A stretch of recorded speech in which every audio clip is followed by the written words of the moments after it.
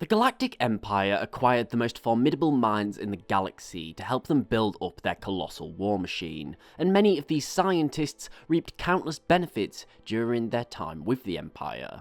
However, upon its fall, the scientists found themselves in a very unfortunate situation. The New Republic sought to bring them for justice, whilst the Empire would never let their prized intellects fall into enemy hands. Now, we notice in the season finale of The Mandalorian that Imperial pilots threatened to kill Professor Persing, but not only this, they were very insubordinate towards him. Persing at the end of the day is a highly valued scientist. Why would an Imperial pilot feel confident enough to speak out and even turn his weapon on such an asset?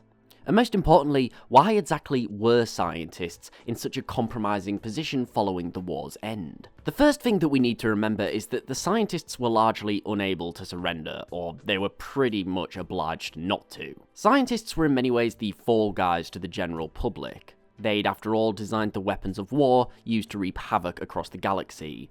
The Death Star Star Destroyers, the Cinder satellites. Realistically, most Republic military members were fairly likely to just kill the scientists as opposed to arrest them. At the end of the day, the scientists were complicit in countless war crimes carried out by the Empire, and for this reason, they had a pretty massive target on their back. Now, what exactly the New Republic did with scientists once they were arrested is anyone's guess. There will have likely been huge pressures to arrest them and throw away the key. However, realistically, I think any galactic government would probably try to find a use for these minds. All the scientists knew is that they were hated, and there was a lot of people out there who wanted them dead.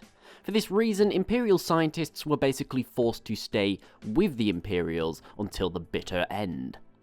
Luckily for some, they were shipped off to the unknown regions to begin work on the First Order. However, those who remained under the command of Imperial diehards like Moff Gideon lived far more perilous existences. The problem was that Imperials weren't exactly hospitable. We need to remember that Imperial soldiers who remained loyal, such as pilots of Professor Persing's shuttle, were serving an understaffed regime under a tyrannical Moff. Realistically, the only reason many Imperials were serving the Empire at this point was because they were either had a genuine desire to see the Empire succeed, or simply put, they were too scared to leave. I don't imagine somebody such as Moff Gideon would take, say, a stormtrooper attempting to abandon his post very lightly.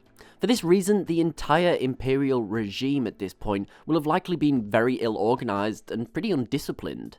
The Imperial hierarchy had fallen to the rule of the strong. So, a simple shuttle pilot, for example, will have seen themselves as invaluable. At the end of the day, he had a special set of skills that were very valuable. He was a trained pilot. So, he probably had a very strong sense of importance. We know that the Imperial remnants were very short-staffed. For this reason, a pilot now was 100 times more valuable than a pilot 20 years ago during the Imperial's height of power. So it's very likely that the Imperial chain of command that was so rigid under the Empire had fallen pretty flat as they sought to survive. But this only explains how Imperials were acting so out of character, because they were allowed to. There was very few repercussions for speaking out of turn, at least not to a scientist.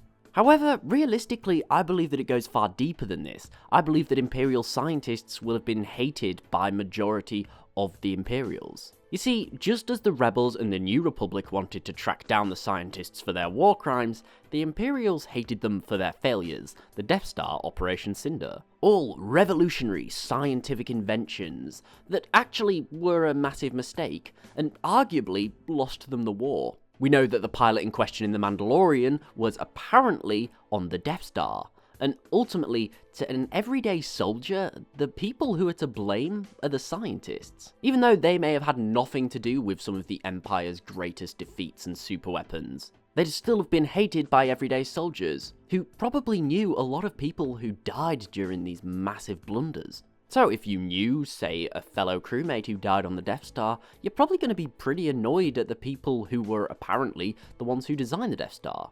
Even though someone like Persing had nothing to do with it, it was the scientists and it was the experts who failed. However, this brings us to the final point, and this is sheer bitterness. At the end of the day, these scientists had spent the last 2 decades living pretty luxurious lives in labs, with private parties on Coruscant, their own shuttles and own security details. Unlike, say, a stormtrooper, an engineer or a pilot, etc., they would never have enjoyed such comforts. And I think this is a pretty big reason why the scientists found themselves in such danger. They'd previously been in a position of power with a smug sense of superiority, their lives far outweighing the lives of, say, 1,000 stormtroopers. So it's pretty natural to see why everyday Imperial soldiers and crewmen will have resented them, because now they're all in the same boat. They're all been hunted by the New Republic. And now all of these scientists and intellects are now relying on the everyday crewmen, as few of them as there are, to protect and save them. Ultimately, I think it might have been pretty terrifying to be one of the greatest brains of the Empire during the era of the New Republic. It would have likely been a day-in, day-out worrying session of if this would be the day where the soldiers and crew would rebel and kill you. Or if a New Republic patrol discovered your ship, and the commander inevitably decided that you were far too important to fall into enemy hands. But what do you guys think? Did Imperials hate scientists by the end of the war? And how do you think the greatest minds in the galaxy that were being held by the Imperials felt about it?